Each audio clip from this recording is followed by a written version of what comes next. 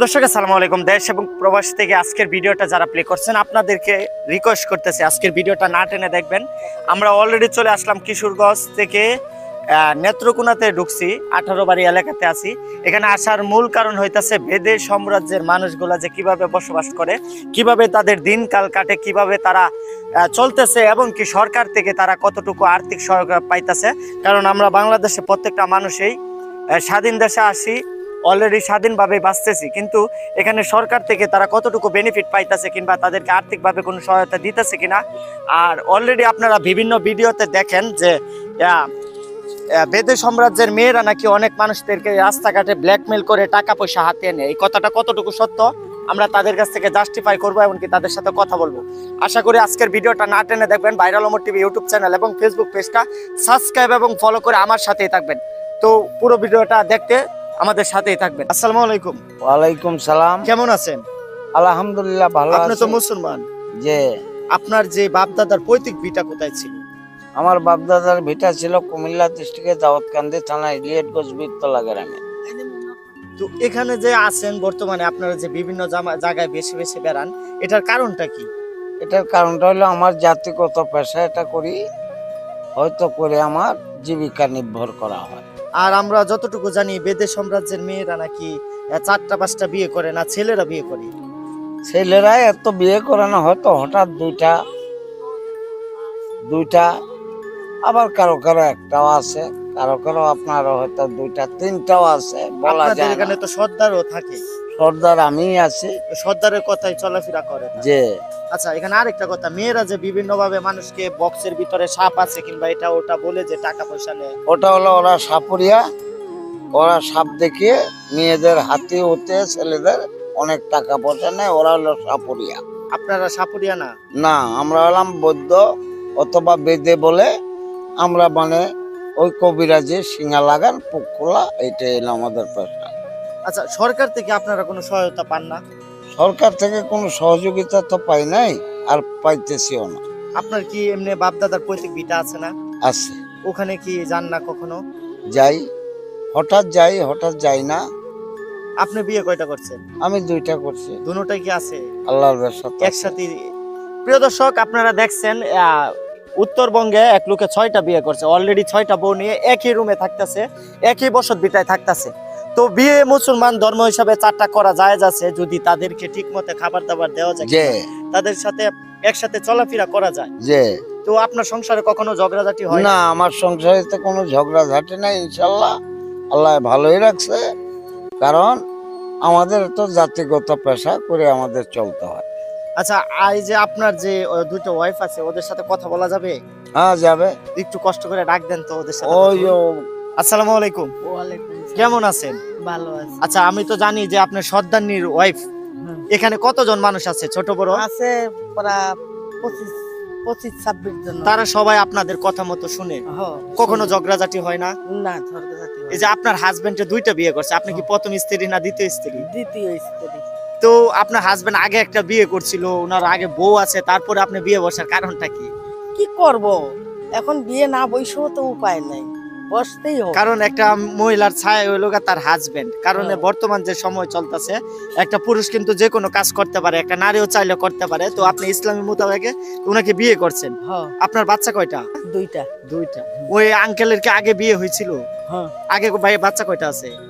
আগের বাচ্চা 7 জন। 7 জন। তো তাদের যে দেখবার দায়িত্ব, খাবার দাবারের ব্যবস্থা কিভাবে করেন? কারণ আপনারা তো সরকার থেকে কোনো আর্থিক উপার্জন পেতেছেন আমাদের না। তো সরকার থেকে কোনোটাই আমরা পাই না। মানে আপনারা যে হাত পেতে কিংবা বিভিন্ন যে কৌশলগুলো আপনারা জানেন, ওইটাই বিক্রি করে চলতেছেন। কারণ পেটের দায় করতে হইতেছে।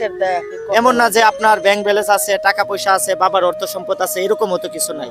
নাই, কিচ্ছু নাই। তো প্রিয় দর্শক, আজকের ভিডিওটা যেই যেখান থেকে দেখবেন, এই যে দেখেন কত ঠান্ডার সিজন এখন চলতেছে। এই যে একটা ছোট্ট ঘর, এই ঘরের ভিতরেই তাদের জীবন জীবিকা, এই ঘরের ভিতরেই তাদের রাজপ্রাসাদের স্বপ্ন প্রতিদিনই দেখতে হয়। ঘুম থেকে ওঠার পরে তাদের স্বপ্ন দেখতে হয় যে আজকে কাজে বের হব, আজকে গিয়ে 500 কিংবা 1000 টাকা ইনকাম করব। এই ইনকামের টাকা দিয়ে এক একটা ফ্যামিলিতে প্রায় 5 জন 6 জনের নির্বাহ করে একটা মানুষের উপরে। দেখেন বর্তমানে দ্রব্যমূল্যের দাম যেই হারে বাড়ছে, 1 কেজি আলু কিনতে হয় 60 থেকে 70 টাকা দিয়ে, 1 কেজি চাল কিনতে হয় 80 টাকা দিয়ে। আচ্ছা আঙ্কেল, আগে তো যে পিছনের দিনগুলা গেছে, আগে তো 10 থেকে 20 টাকা কেজি ছিল চাল, এখন প্রায় 80 টাকা দিয়ে কিনে খেতে হইতো। আমার জীবনে আমি 4 আনাসের দুধ খাইছি, 2.5 টাকা কেজি চাউল খাইছি, তারপরে 12 টাকা হয়েছে, তারপরে 40 টাকা হয়েছে, তারপরে 50 টাকা, এখন 60-70 টাকা চাউলের কেজি হয়েছে। কারণ এখন যে বর্তমান সময় কতটুকু আমরা উন্নত দেশে থাকতেছি। না বাবা, আমরা যেই দেশে এখন বসবাস করতেছি কিন্তু খুব কষ্টের দেশ। কারণ আমাদের দেশ স্বাধীন বাংলা, কিন্তু আমরা সেই স্বাধীনভাবে চলার বা আপনার সুযোগ পাই না। তো প্রিয় দর্শক, আমরা কথা বলবো এখানে আরেকটা আপু রান্না করতেছে সকালবেলা, তো দেখি কি রান্নাটা করতেছে, তাদের জীবিকা কিভাবে চলতেছে। তো আসসালামু আলাইকুম আপু, এদিকে তাকা কত, কেমন আছেন? আলহামদুলিল্লাহ ভালো। কি রান্না করতেছেন? ভাই সিম আর আলু ভাজি করছি। সিম আর আলু ভাজি। তো আপনার ফ্যামিলি তো কয়জন মানুষ? আমার ফ্যামিলিতে 2টা ছেলে আছে, একটা মেয়ে আছে, স্বামী আছে।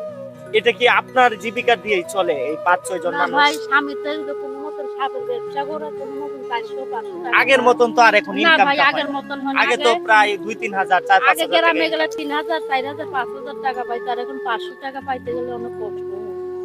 মানে কারো কাছে তো আপনারা হাত পাতলেও দেয় না টাকা। না ভাই, এখন আর উঠানের দিন নাই। এখন অনেকেই আগে দেখি সবকিছু আপনাদেরকে পাইতো। দেখলে ঘৃণা করে, ইগনোর করে, গালিগালাজও করে। হ্যাঁ করে।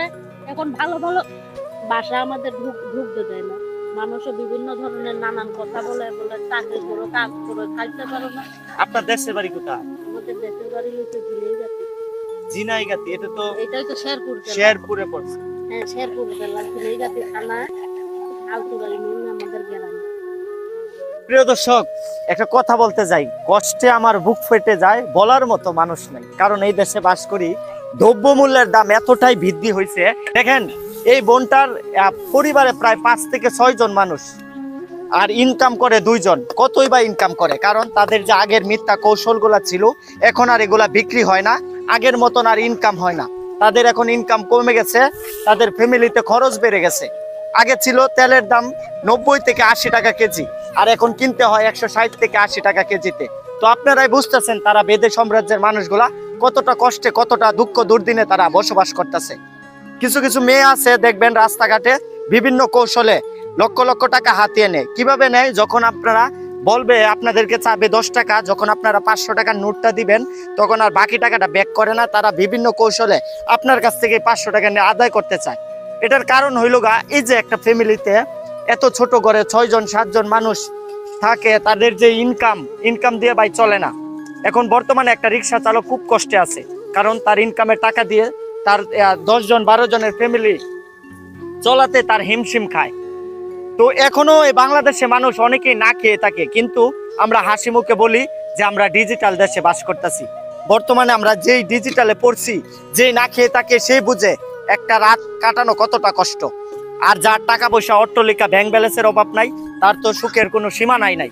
তো আজকের ভিডিওটা যেই যেখান থেকে দেখছেন, আমার ভিডিওতে যে কথাগুলো আমি তুলে ধরলাম, এটা কতটুকু সত্য আপনারাই লাইক কমেন্ট করে আমাদেরকে জানাবেন। ভালো থাকবেন, সুস্থ থাকবেন। আজকের মতন এখান থেকে বিদায় নিচ্ছি। ভালো থেকো বাংলাদেশ। আল্লাহ হাফেজ।